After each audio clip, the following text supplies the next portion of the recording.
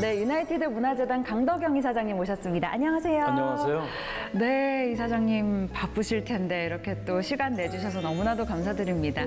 사실 우리 강덕영 이사장님 하면 또 유나이티드 제약의 대표로서도 또 기업을 경영하느라 분주하실 텐데 워낙 많은 분들이 알고 계시겠지만 오랜만에 그래도 C채널 시청자분들께 카메라 한번 보시고 인사 한 말씀 해주시면 감사하겠습니다. 안녕하십니까. 강덕영 장로인데요.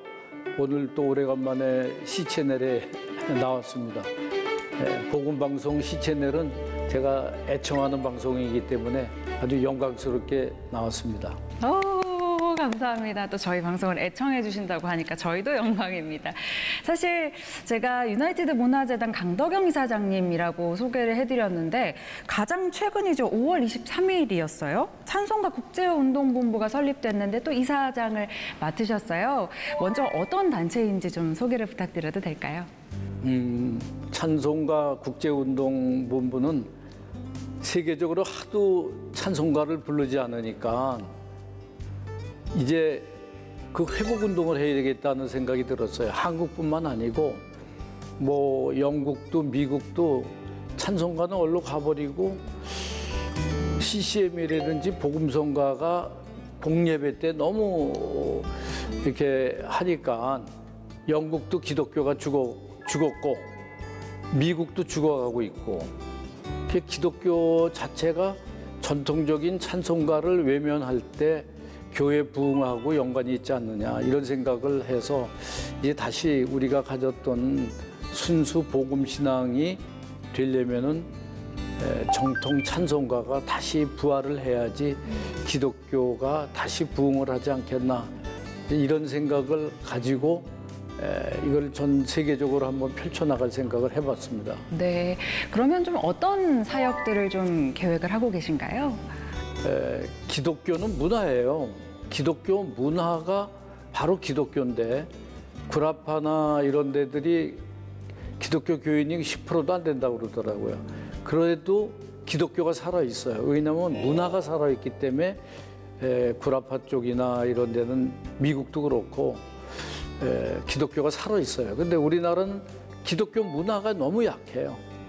기독교 성도는 많고 그런데 기독교 문화가 너무 죽어버리니까 이제 나이든 우리 이제 세대가 이제 줄어들면 기독교인이 줄어들면서 젊은 세대가 또 교인이 줄어들고 문화도 없고 그러면 기독교는 완전히 한국에서 이제 어려워지지 않겠나 이런 생각을 가져서 기독교 문화 정착을 위해서 우리가 한번 생각을 해볼 때가 아닌가 이런 생각을 갖고 있어요.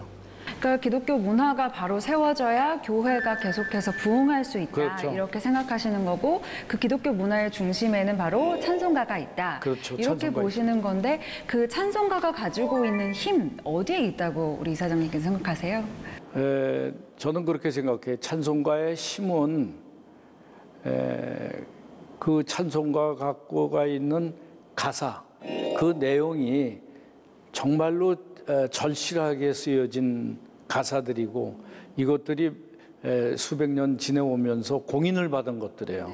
그래서 이 작가들 몇 면을 보면은 아주 신앙에 깊이 들어가가지고 영을 울리는 그러한 가사들을 썼고 또 그거에 적응하는 클래식으로 주로 곡이 이루어졌기 때문에 이게 이제 영적인 노래라고 할 수가 있어요. 근데 지금 있는 CCM은 혼을 움직이는 음악이에요.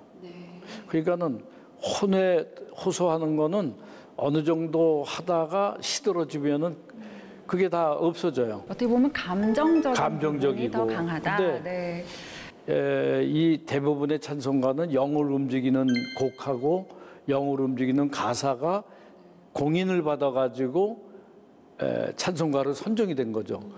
근데 일부의 복음성가 중에는 또 이러한 또 그런 것들이 있어가지고 인정을 받으면 또 찬송가로 편입이 돼요. 그래서 인정을 받은 것들은 근데 요새 뭐 CCM이나 이런 노래는 너무 많이 나왔지만은 혼을 움직이는 노래가 많다. 거기서 인정을 받으면 또 찬송가로 들어가는 거 아니에요? 이제 그런 생각을 갖고 그다음에 두 번째는 이렇게 된 것들은 한국 교회가 이거를 예배 때 불러라 하고 교회 법에 만들어 놨어요. 장로교고 뭐고 다. 찬송가 부르라고 돼 있지 CCM 부르라는 아마 교단은 없을 거예요, 아마. 교회 헌법에 목사님들이 좀 관심을 가져야 되지 않겠나. 그 생각도 해봐요. 그러니까 우리가 예배를 드릴 때 하나님 앞에서 여러 가지 의식들을 그런 것들을 전통들을 지켜나가기 위해 노력하듯이 찬송가를 공예배 안에서 지켜나가기 위한 노력들이 좀 더 필요하다 이렇게 보시는 거죠. 근데 사실 이런 우리 이사장님께서는 다양한 방면으로 이런 찬송가를 전파하기 위한 그런 노력들을 해오셨는데 사실 이게 교회 현장에서 많이 불려야 또 이 기독교 문화가 바로 세워질 수 있는 건 아니겠습니까? 또 교회나 교회 지도자들에게 좀 당부하고 싶은 말씀도 있으실 것 같은데 좀 안타까운 마음도 드시는 부분이 있으실 것 같고요. 그러게 찬송가가 제가 이제 예배를 드리다가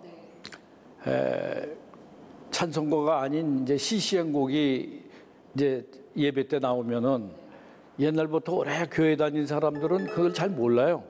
내용 따라 부르지 못하고 입을 꼭 다물고 있고 또 젊은 사람들은 또 신나서 부르고 그러니까 이렇게 주변을 돌아보면 어떤 사람은 얼굴이 찡그려서 이제 못 쫓아가고 어떤 사람은 신나고 그냥 교회 일치가 안 되는 거예요. 모두가 함께 예배드릴 수 있는 곡이 아니다. 그렇죠. 그러니까는 좀 오래 경륜이 있던 분들은 찬송가를 부르면은 신앙의 연조가 있잖아요. 이 찬송가를 통해서 내가 은혜를 어떻게 받았고 어떤 때 내 간증이 거기 들었었고 이게 수십 년 동안 노하우가 쌓인 거예요. 네. 그래서 자기께 됐어 찬송이. 찬송이 곡만 딱 나오면 가사가 머릿속에서 전부 나와요.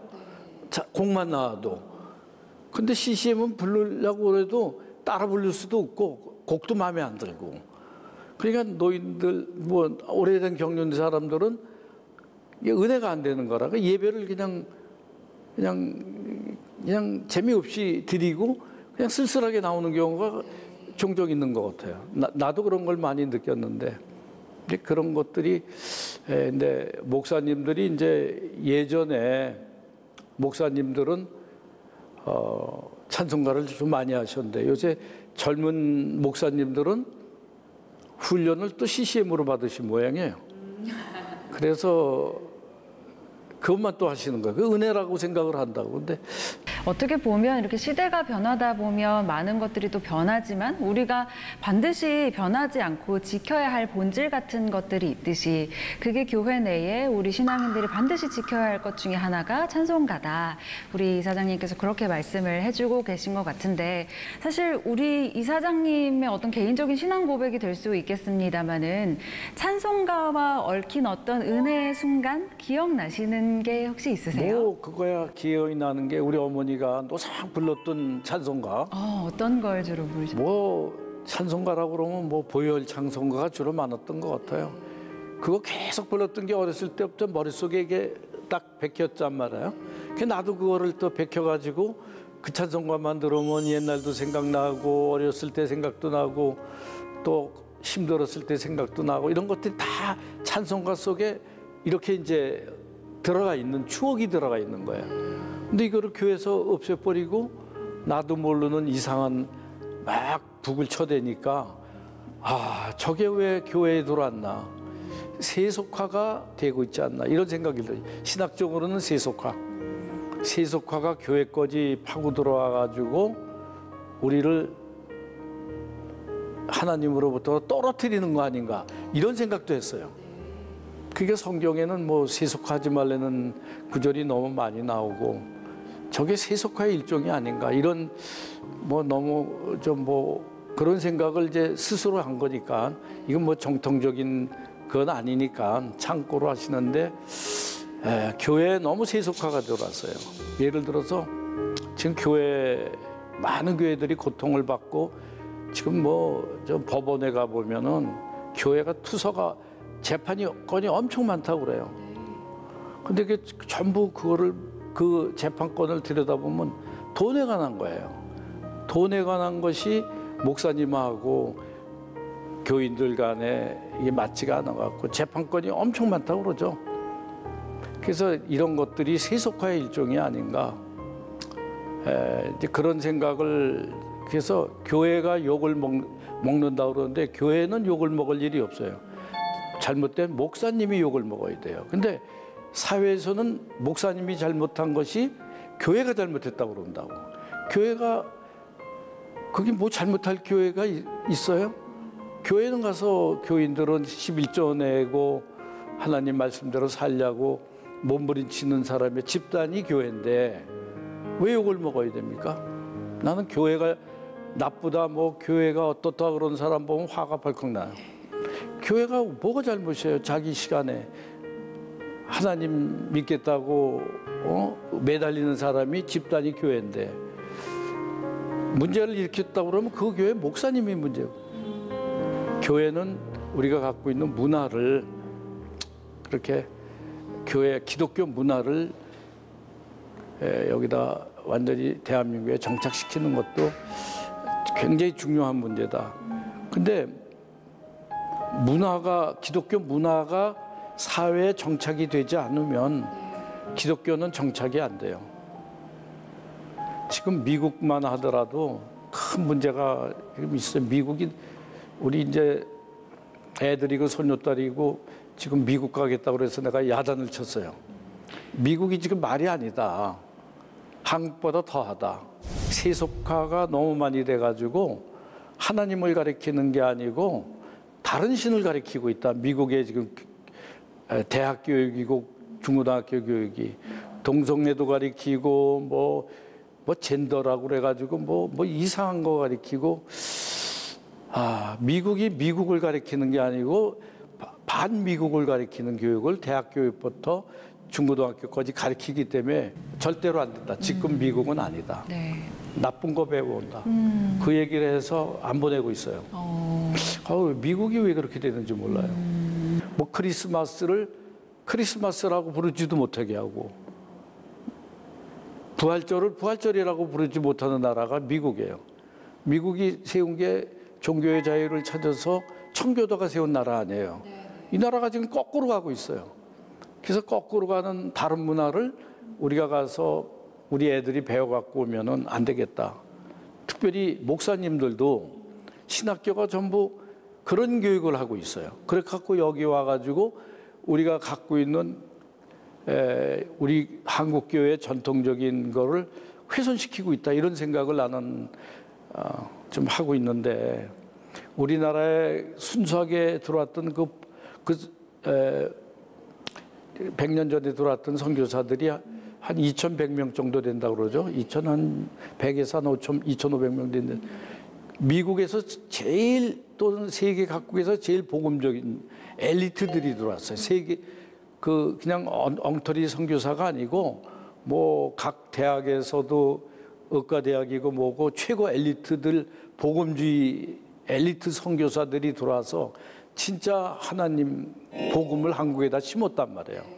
성령운동하고 이 사람들이 갖고 왔던 한국의 신앙을 미국 가서 다른 신학을 배워온 사람이 이걸 뒤집고 있어요, 지금 한국교회가. 그래서 CCM이 들어오고 찬송가가 빠져나간다고 나는 그렇게 보고 있기 때문에 우리 한국교회가 갖고 있는 그 바탕신학을 지키기 위해서는 그 찬송가가 불러줘야 된다. 그 생각을 지금 하고 있습니다. 그러나 뭐 이거를 자유신학이라고도 표현하기도 하고 다원주의라고도 표현하기도 하고 하는데, 이게 우리 대한민국이 갖고 있던 원래 신앙의 바탕이 아니에요. 우리 본래 신앙의 바탕은 하나님 중심의 예수 그리스도 외에는 다른 신이 없다. 이게 핵심이에요. 근데 요새 뭐 다른 신이 있다는 거 아니에요, 다원주의가. 이게 교회 목사님들이 교인들한테 하게 되고 그거를 뒷받침해주는 음악이 CCM이나 뭐 이런 걸로 가고, 복음성가는 좀 나아요. 근데 그것도 공예배에 들어오긴 좀 뭐하죠. 복음성가는 난 좋아하는 거 많아요. 그런데 공예배에 들어오는 거는 찬송가로 교회법이 그렇게 정해졌으니까 찬송가하고, 복음성가는 레크레이션 할 때, 그 다음에 신입교인들 왔을 때 우리끼리 놀고 할 때 그때 사용하는 음악이 아닌가. CCM은 조금 더 생각을 해봐야 되겠고요. 어떻게 보면은 정말 몇백 년 전 선교사들이 이 조선 땅에 들여온 그 신앙의 본질을 회복하기 위해서 우리가 지금 잃어버리고 있는 것들이 무엇이 있는지를 좀 다시금 돌아보고 우리가 놓치고 있는 것들을 회복하기 위한 노력이 부단히 필요하다라는 말씀을 해주셨던 것 같은데, 안 그래도 잠깐 선교사님들에 대한 이야기를 해주셨는데 우리 이사장님 쓰신 저서들이 워낙 많으시지만 최근에 여명의 빛, 조선을 깨우다라는 책도 이제 출간을 하셨어요. 서양 선교사들에 대한 이야기인데 어떻게 이 책을 좀 쓰게 되셨나요? 조선 시대 때 말기 때 대한민국을 돌아보면은 그건 헬조선이에요. 뭐 콜레라 환자가 너무 많아가지고 몇천 명씩 나와서 서울 시내 여기도 가마떼기에다가 이렇게 둘둘 말아서 버리는 환자들이 길거리에 쌓였고, 좀 안 된 얘기지만 사람 있는 똥이 길거리를 덮어가지고 참 그런 대한민국, 굶어 죽는 사람, 나 환자, 뭐 이런 게 조선 말기의 대한민국의 얼굴이에요. 네. 환자들, 그다음에 뭐 가난하고 헐벗고 또 여자들이라는 그 존재가 너무 천박하게 대우받았고, 여자는 인권이 없었던 시대가 조선 말기가 아닌가. 이거를 여명의 빛, 선교사가 한국에 들어오면서 여성 인권을 살렸어요. 여자로서의 존엄성을 살려줬지.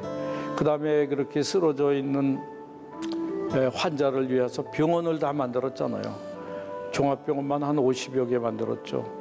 그다음에 이 무식한 민중을 깨우게 한 학교 거의 뭐 5천 개가 넘었다고 그래요. 대학은 뭐 고등학교, 중학교, 대학은 물론이거니와 국민학교, 사설학교 하면 거의 5천 개가 넘게 걔들을 깨워줬고, 그래서 교육을 그렇게 깨워줬고, 그다음에 어머니 90%가 글자를 못 읽는 문맹들이었다고.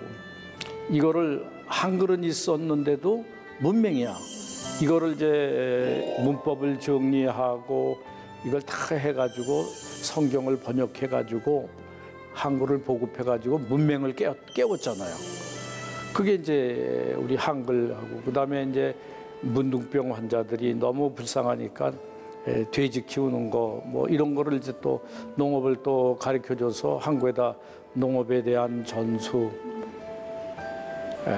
그다음에 뭐 독립운동한 거, 나라를 찾기 위한 그 3.1운동도 동학교가 이제 돈은 됐고, 실질적으로 앞에 뛴 거는 이제 우리 기독교가 있어요. 그때 기독교 인구가 2% 미만이었다고. 그래서 그때 3.1운동을 주관하고 모든 프랑카드 만들고 시위하고 뭐 한 거는 기독교가 있어요. 그러니까 2%도 안 되는 기독교인들이 대한민국의 3.1운동을 주관했고, 뭐 이런 기독교 정신이 이게 서양에 있는 선교사들에 의해서 했던 거예요. 이제 그런 것들이 전부 여명의 빛, 조선을 깨우다, 그 책에 한번 정리를 했는데 내가 쓴 게 아니에요. 박물관을 만들다가 보니까 이제 자료 수집을 여러 군데 했고, 학자들이 이제 단편적으로 전부 정리를 해줬고, 이거를 내가 모아서 편저를 한 거지 내가 학자가 아니니까 편저를 했는데 많은 사람들이 도움이 된 것 같아요. 그래서 대한민국을 깨우는 책이다. 그게 아주 좋은 책이에요. 기독교 정신을 어떻게 보면 압축해 놓은 그런 책이라고 볼 수 있겠군요. 사실 그 책의 내용을 이 자리에서 다 언급할 수는 없겠습니다만은 우리 이사장님께서 좀 기억에 남으시는, 좀 소개할 만한 선교사님이 있으시다면 좀 함께 나눠주실 수 있을까요? 그러게, 거기 보면은 우리 기독교가 이 땅에 들어온 게 참 여러 가지 노력들이 있었고, 선교사들이 한국은 안 들어오는 걸로 정해져 있었어요. 그래서 안 보내줘요. 그런데 참 한국에 있는 많은 사람들이 한국에 좀 들어와달라고 요청도 있었고, 그렇게 하고 편지도 쓰고 막 그렇게 했던 기록들이 많이 나와요. 그리고 한국에는 이미 로스 선교사가 성경을 이미 번역을 했어요. 선교사가 들어오기 전에. 그래서 한국에 이미 기독교가 있었고 교회가 조그맣게 있었고 그러고 나서 언더우드하고 아펜셀러가 이제 한국에 정식 선교사로 들어오신 거죠. 그 선교사가 들어오기 전에 성경이 번역이 돼 있고 교회가 있던 나라는 세계에서 우리밖에 없다는 거예요. 그래서 먼저 성경이 들어온 나라. 우리나라가 좀 대단한 나라예요. 그렇게 했고 이러한 가운데서 우리나라가 하나님을 빨리 받아들였고 우리나라가 하나님이라는 개념조차가 있었던 나라예요. 다른 나라는 다신교인데 우리나라는 하나님이라는 개념이 있었어요. 금방 받아들인 것 같아요. 우리나라는 종교적으로 탁월한 민족이 아닌가 이런 생각도 하고 네. 하나님이라는 단어는 우리가 번역한 단어지만 원래는 야훼, 여호와 아니에요. 여호와로 쓸 건가 야훼로 쓸 것인가 하나님이라고 쓸 것인가를 무지막지하게 이제 토론들이 있었던 부분인데 이제 우리나라 토속 종교나 국민 의식 속에 하나님이라는 개념이 있었기 때문에 하나님이라고 받아들인 거고 천주교에서는 하느님이라고 받아들였고 야훼라고도 이제 우리가 얘기하지만은 하나님의 원래 이름이 야훼 아니에요? 그렇지만 우리나라 하나님이라는 독특한 단어로 했고 또 이슬람교 쪽은 알라라고 얘기하고 뭐 각자 나라마다 이름이 틀리지만 우리나라가 번역한 하나님이 비교적 야훼의 개념에 제일 근접한 번역이 아닌가 이렇게 나는 생각을 합니다. 아주 우리나라가 아주 그 복받은 나라입니다. 그 바탕에는 선교사님들이 뿌린 믿음의 씨앗이 있었다. 사실 우리나라의 대한민국의 근현대사를 논할 때 기독교 정신을 빼놓고 이야기를 할 수는 없는 부분이잖아요. 사실 그 부분이 잘 알려지지 않아서 안타깝게 느껴지는 부분이 많은데 그런 의미에서 이 유나이티드 문화재단에서 근대 기독교 역사 박물관을 또 운영하고 계세요. 이걸 통해서 또 어떻게 보면 국민들에게 생생하게 또 역사 교육 현장을 좀 보여주기 위해서 만들어진 공간이겠죠? 그러니까 우리나라 역사, 근대사 역사 교과서가 역사를 저술하는 학자들이 기독교적인 사관을 가진 사람이 있는데도 불구하고 제 역할을 안 했어요. 국사편찬위원회도 들어가서 해야 되는데 나는 기독교인입니다 하는데도 기독교적인 요소를 교과서에 싣지를 않았어요. 왜 그런지 모르겠어요. 그래갖고 역사를 한 사람들이 반기독교적인 것들을 많이 넣다가 보니까 웬만한 건 다 빼버리고 이 역사 교과서가 기술이 된 것 같아요. 그래서 근현대사를 연구한 우리나라 역사 전공한 분들도 이거 잘 몰라요. 우리나라가 진짜 선교사에 의해서 개화가 됐고 우리 문명의 뿌리가 기독교적이라는 걸 내가 역사 한 전공한 분들하고 얘기해도 모르더라고. 나 이거 처음 배우네요. 왜냐면은 그 사람들이 그런 걸 하면은 취직이 안 돼요.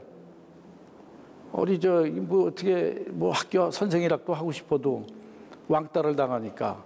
그러니까 이게 반기독교적인 그런 물결에 휘말려서 올바른 역사를 학생들한테 가르쳐 주질 못하는 게 지금 우리의 현실이에요. 그래서 우리 역사 교과서 내가 뭐라고 평하기는 어렵지만 이렇게 다른 역사도 있다는 거를 우리가 숨겨진 역사, 대한민국이 시작된 게 이승만 대통령 때 기도로 시작한 나라예요.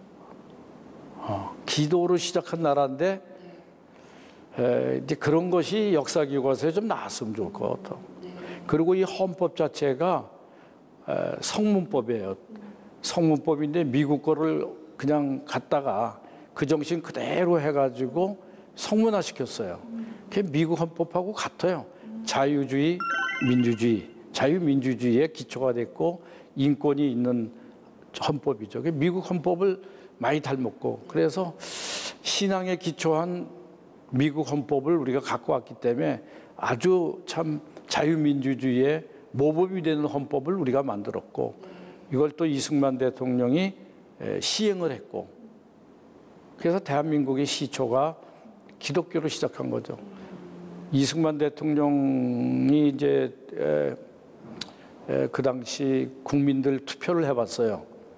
누가 앞으로 해방이 된 후에 어떤 정부가 대한민국에 쓰는 게 좋겠느냐고 국민들이 군정에서 했어요. 근데 놀랍게도 78%가 공산주의 국가를 세우자 하는 게 국민들의 그 투표 내용이었어요. 여론조사가. 그런데도 불구하고 어떻게 기독교 국가가 되고 민주국가가 됐는지 기적이라고 생각해요. 78%와 그다음에 박헌영이라는 걸출한 공산주의 그분이 100만의 공산당원을 한국에 갖고 있었어요.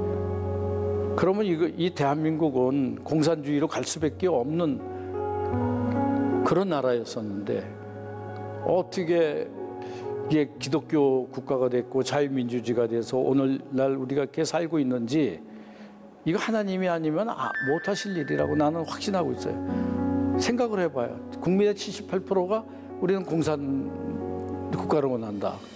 100만의 공산당원을 가진 박헌영이 있고 뭐 이승만 대통령 무슨 세력이 있겠어요. 근데 어떻게 이렇게 대한민국이 살게 됐는지 이게 하나님의 은혜가 아니면 아니에요. 근데 우리가 그런 거를 역사의식을 갖고 있어야 돼요. 근데 교회가 나쁘다? 뭐가 교회가 나빠요? 지금 내가 모든 봉사활동하는 거, 가난한 사람 도와주는 거, 거리에 밥 주는 거, 하여튼 모든 시설에 기독교 아니면 하는 부서가 있어요? 전부 기독교 교인들이 나가서 밥퍼도 하고 봉사하고 다 그러잖아요. 왜 교회를 욕해요? 사실 요즘 시대에 교회를 워낙 손가락질하는 그런 사람들이 많기 때문에 어떻게 보면 교인들이 많이 좀 위축되기도 하고 그런 부분이 있는데 어떻게 보면 우리가 알지 못했던 기독교 역사를 다시 한번 돌아보고 선교사들이 그 희생과 그 피로 우리에게 그 신앙을 물려줬듯이 우리가 또 이런 대한민국을 세울 수 있는데 큰 공헌을 했다는 자부심을 가지고 좀 신앙생활을 하는 것이 좋겠다라는 생각도 좀 드는 것 같습니다. 자부심을 가져야 돼요. 기독교인은 우리가 기독교가 하나님에 의해서 대한민국을 세운 주체 세력이다. 이 자부심을 가져야 돼요. 그거 안 가지고 위축이 돼가지고 어디 나가서 주눅 들린 사람 같이 할 얘기도 못하고 너 교회 나가냐 그러면 나는 안 나가고 우리 마누라가 나간다. 이따위 소리하는 그 지식인들이 꽤 많은데 안 되죠. 그거는. 나는 하나님을 믿고 우리 당당하게 우리 기독교가 대한민국을 세웠고 또 앞으로도 이 기독교 사상 아니면 대한민국은 앞으로 희망이 없다. 이런 얘기를 당당히 할 수 있는 역사관이 있어야 돼요. 그 역사관, 문화관 이런 것들을 우리가 배워가지고 당당히 나갈 수 있도록 그 교육을 하고 싶어요. 그렇잖아요. 우리가 좋아하는 축구, 야구, 골프 모든 거 다 선교사님들이 갖고 온 거예요. 테니스 뭐 아닌 게 뭐가 있어요. 그다음에 클래식 음악 뭐 아닌 게 뭐가 있어요. 그럼 다 갖고 와갖고 다 즐기면서 교회를 욕하거나 기독교 문화를 욕하는 사람은 또 다른 문화에 속한 사람이라고 봐요. 그런 쪽에 속한 사람이 아니면 교회나 교인을 욕하지 말아라. 문화를 욕하지 말아라. 그리고 기독교인들은 자부심을 가져야 한다. 자부심을 가져라. 네. 하나님이 도우신다. 네. 그런 의미에서 또 갈렙 바이블 아카데미를 좀 함께 좀 소개해 주시면 좋겠는데. 갈렙 바이블 아카데미는 신학이 지금 딱 두 가지예요. 자유신학하고 복음주의 신학하고 두 가지인데 지금 너무 자유신학이 이렇게 팽배하고 있어요. 복음주의 신학이 너무 또 사라지고 있어요. 그래가지고 이 복음주의 신학자들을 좀 이제 더 없어지기 전에 많지가 않아요 요새. 진짜 복음주의 신학자는. 그러면 이분들을 모셔가지고 우리가 신학교육을 좀 받자. 평신도가 자유신학을 공부한 목사님들한테 교육받는 것도 받고 이쪽도 받아서 평가를 해봐라. 복음주의 신학하고 자유신학하고의 차이점이 뭐다. 그래서 이제 이런 거를 해서 갈래 바이블 아카데미는 복음주의 신학자 교수님들을 모시고 신학 강의도 듣고 성경에 대한 해석 방법도 듣고 이런 것들을 이제 시도를 하고 있어서 이 복음주의 신학이 딴 게 아니에요. 우리가 갖고 있는 본래 대한민국의 신학이 복음주의 신학이에요. 이거를 다시 다 내쫓지 말자는 거죠. 그거를 하는 거예요. 그러니까 평신도들이 깨어야 있어요. 예를 들어서 자유신학을 배운 목사님한테 성경 공부하면은 그 자유신학하는 성도가 돼요. 그 양쪽을 다 하자 이거지. 그래서 나는 갈래 바이블 아카데미를 해서 이 복음주의 신학, 우리가 지켜왔던 대한민국의 우리 대한민국의 기본 기독교 이거를 불이 꺼지지 않도록 하는 조그만 역할을 하는 게 갈래 바이블 아카데미다. 불이 꺼지지 않도록 하는 역할을 하는 곳이다. 저희가 사실은 조금 전에도 역사박물관 이야기를 했는데 이 역사박물관이 위치하고 있는 곳이 히스토리 캠퍼스란 말이에요. 그곳에서 사실 역사 관련된 것 말고도 다양한 시설들이 있는 것으로 알고 있는데 그 부분에 대해서도 좀 소개를 해주실까요?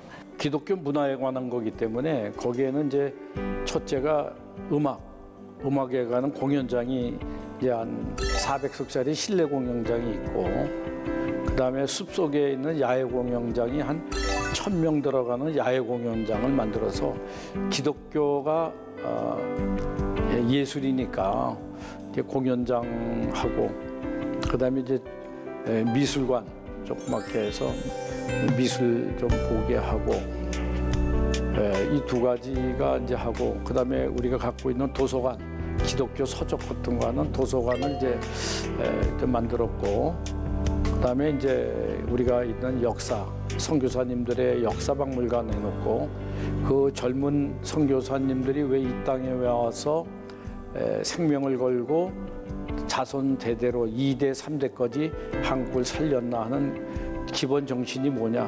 그게 바로 성경이다. 그래서 성경박물관, 신약박물관, 구약박물관 이렇게 해서 이런 것들을 전부 정리를 해놨어요. 네. 그래서 여기는 기독교 문화와 성경에 관한 거를 교육하고 싶은 장소예요. 그래서 히스토리 캠퍼스라는 이름 자체가 히스라는 게 그러고 아포스트로피를 찍었어. 그래서 그의 이야기가 그가 누구냐? 우리 예수님, 하나님의 얘기다. 그래서 캠퍼스의 이름을 히스토리 캠퍼스라고 이제 장명을 하고 캠퍼스니까 이곳에서는 교육을 해야 돼요. 교육하는 장소다. 그래서 내 생각 같아서는 이거 역사는 신학교에서 많이 가르치질 않았어요. 나도 신학교 이사장을 하면서 왜 이렇게 적게 가르치나고 했더니 하여튼 그런 역사 한국 교회사는 가르쳤는데 이런 선교사님들에 관한 그거는 잘 안 가르쳤어요. 그래서 목사님들도 이번 기회에 그것도 좀 와서 단체로 좀 이렇게 젊은 목사님들 중심으로 다시 자부심 갖는 교육을 좀 시켰으면 좋겠고 그다음에 우리 성도들 뭐 교회 장로님들이나 문사님들도 와서 배우고 또 학생들 어린이들 이게 전부 다 좀 가르쳤으면 좋은 욕심이 있고 그래서 기독교가 대한민국을 세운 주체 세력이다. 이거를 이제 교인들한테 심어주고 싶은 생각이 드는 거죠. 이렇게 쭉 우리 이사장님 말씀을 듣다 보니까 우리 이사장님께서는 사실 유나이티드 제약 대표이시잖아요. 근데 유나이티드 문화재단 이사장도 또 맡고 계시고 또 틈틈이 또 책도 쓰시고 바이블 아카데미도 또 운영하고 계시고 그리고 최근에 또 이 찬송가 국제운동본부 이사장도 맡으시고 몸이 10개라도 모자르실 것 같은데 아무래도 이런 시간을 내서 이런 사명을 감당하고 계신 부분은 하나님께서 주신 사명이라고 생각하기 때문에 그러시는 거겠죠? 혹시 뭐 사명감이라기보다는 사업하면서 돈 벌려고 쫓아다니면 사람이 황폐해질 수도 있어요. 근데 그러니까 사람이 갈급해진다고. 그게 인생의 전부가 아니니까. 그런 느낌이 들 때마다 이제 이런 거 하나씩 해서 이제 그런 거를 이제 황폐되는 그런 거를 이제 조금씩 안정을 시키고 위로를 받는 거죠. 그러니까 이거 하는 게 상당히 위로를 받아요.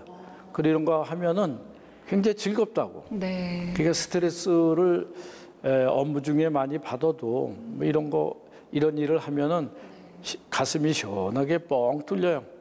그러니까 이제 안 할래 안 할 수가 없어요. 이거 안 하면은 뭔지 또 부족하고 뭐 불안하고 그래요, 사실. 그러니까 하는 거예요, 이게. 네. 오히려 이 많은 사역들을 감당하시면서 우리 이사장님께서 위로를 받으신다. 네, 네.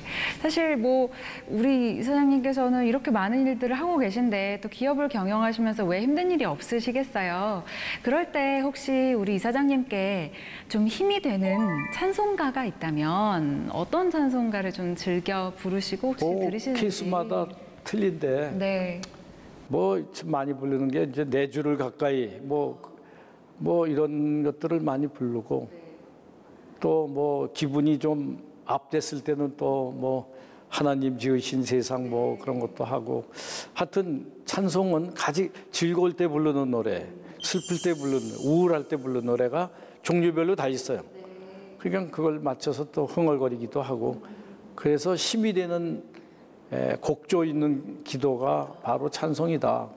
내가 참 걱정하는 거는 목사님 중에 상당히 많은 목사님이 아주 가난하다가 이제 신학교 가서 목회자 된 분들이 많아요. 네. 그래서 갈급해서 그냥 무릎이 해가지고 교회를 이제 일으킨 분도 있고 그러다가 고생하다가 권세, 돈 뭐 이런 걸 잡은 거예요. 담임 목사가 되면서.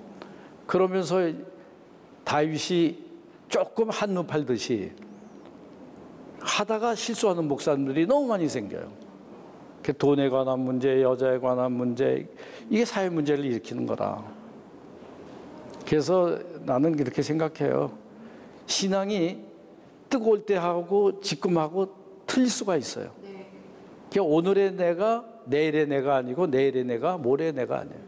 옛날에는 엄청 좋았던 은혜로운 목사님이 어느 땐가는 영 다른 사람으로 변해 있는 거를 많이 한두 명 본 게 아니야. 네. 야, 그랬을 때 이 교인들이 거기에 영향을 받겠다. 그러니까 버텨주는 건 찬송가다.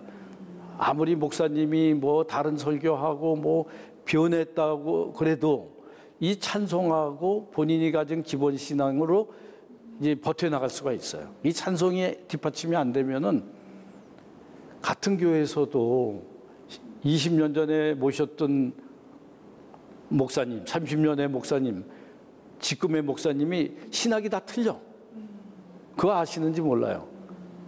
그러니까 그 교회에 나갔어. 근데 그때 30년 전의 목사님은 복음주의적이고 자기 헌신적이고 진짜 존경하는 목사님이야. 거기서 훈련 받았는데 다음에 오는 신규 목사님은 그게 아니야. 그럼 여기에 대한 갈등. 이렇게 해갖고 나가서 가나안 교인이 돼. 근데 가나안 교인이 돼도 신앙을 지키는 거는 이 찬송과 옛날에 받았던 그 은혜, 그걸 기억하면서 가나안 교인이 되면서도 하나님을 안 떠나는 거예요. 근데 이게 지금 그래요. 지금 교인들이 교회가 다 똑같이 좋은 게 아니에요. 다 틀려, 교회마다. 그게 목사님이 틀리기 때문에 그래요. 목사님이 다 좋은 사람은 아니야. 또 다 나쁜 사람도 아니고 그 중에 좋은 분도 있고 나쁜 분도 있고 옥석을 가려야 될 때가 있는데 그게 어머니로부터 유산으로 받은 사람들은 잘 지켜나가요. 그 중에 하나가 찬송이에요. 그렇다면 찬송가는 기독교 문화이자 우리의 신앙의 신앙을 계승. 신앙의 계승. 그다음에 공예의 단합, 화합 이런데 다 유용한 것이 찬송가다. 나는 그렇게 생각을 해요. 찬송가의 회복에 모든 답이 있다. 답이 있다. 네, 이렇게 볼 수도 있겠네요. 자, 그렇다면 우리 이사장님께 좀 이런 질문을 좀 드려보고 싶은데요. 이사장님의 하나님, 나의 하나님은 좀 어떤 분이세요? 어떻게 고백하고 싶으세요? 그러니까 하나님은 오늘도 살아계시고 내일도 살아계시고 앞으로도 살아계시는 영구 불면의 하나님이신데 매일 나와 동행한다. 매일 나와 동행하고 머리털까지 다 세고 계시다. 그러니까 조심해라. 하나님이 지켜보고 계시니까 하나님 앞에서 늘 우리는 살아가야 한다. 네, 좋습니다. 그럼 마지막으로 우리 이사장님 앞으로 또 계획하고 계신 일들 많으실 텐데 앞으로의 비전과 기도 제목 있으면 나눠주시면 좋겠습니다. 그러니까 뭐 기도 뭐 이런 기독교 문화 사업에 조금 하고 지금 내가 좀 며칠 전에 유튜브를 이제 잠깐 보는데 기독교 유적지 중에 저기 저 지리산 유적지에 왕실우봉인가 거기에 옛날 우리 선교사님들이 풍토병을 피해 가지고 그 산 위로 가서 많이 죽었어요 사람들이. 그래가지고 휴양지를 만들었는데 뭐 지금 한 12채 정도 문화재로 남아 있는데 이게 다 허물어져 가고 있대요. 그러면 기독교가 그 유산을 다 허물어지고 없애면은 안 되잖아요. 그래서 저런 것도 우리 기독교인들이 무너져가는 기독교 유적지도 한 번쯤은 생각을 해야 되지 않겠나 이런 생각을 가져갖고 이번 27일 날 그런 거에 대해서 음악회도 하고 강연회도 한번 하려고 지금 이제 계획을 하고 있어요. 이제 이 건물에서. 그래서 이제 우리가 갖고 있던 우리의 역사라든지 우리가 갖고 있던 자부심, 유적지, 기독교적인 사고방식 이런 거를 한 번쯤 생각하면서 밥벌이도 해야 되겠다. 맨날 믿습니다 그러고 천국 가는 것만 생각하면은 그거는 아닌 것 같고 뭐 교인 늘리고 뭐 이벤트 하고 뭐 이런 거는 하지 말고 본질에 좀 교회가 본질로 좀 들어가는 사업 일을 해야 돼요. 뭐 구제봉사는 뭐 무조건 해야 되겠지만 본질로 들어가는 일들을 교회가 해야 되겠다. 이러한 유적지도 살리고 우리가 본질을 찾는 활동, 우리 역사 살리는 거, 우리 본질 살리는 거, 기독교가 앞으로 가야 될 방향, 뭐 이런 거 진짜 본질적으로 교회가 힘을 합쳐야 될 거 아닌가 이런 생각이 되고 네. 기도 제목도 교회가 바로 서야 대한민국이 바로 서고 또 우리 기독교 가정이 바로 서야 또 하나님이 기뻐하시지 않나 이런 생각을 하고 네. 하나님이 제일 기뻐하시는 게 찬양이라고 저는 생각을 해요. 네.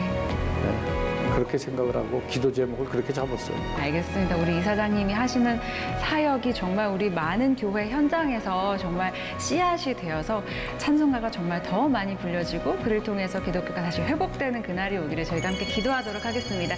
오늘 인터뷰 여기서 마치겠습니다. 네, 오늘 대단히 시간 내주셔서 감사합니다. 감사합니다.